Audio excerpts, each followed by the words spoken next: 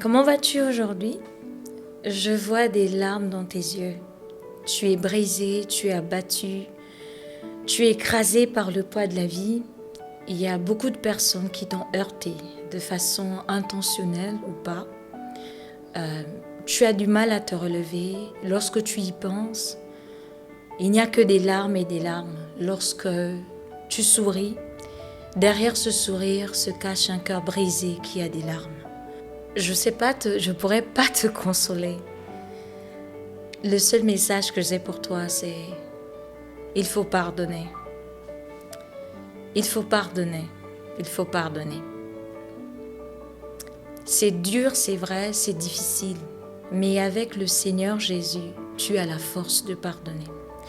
La Bible déclare dans Éphésiens chapitre 4, le verset 32, la deuxième partie du verset dit « Pardonnez-vous les uns aux autres comme Dieu vous a pardonné en Christ. » Lorsque Dieu nous pardonne en Christ, il a complètement oublié nos fautes, il a complètement oublié nos erreurs. C'est comme un tableau qui avait des écrits et vous prenez une éponge humide, vous effacez.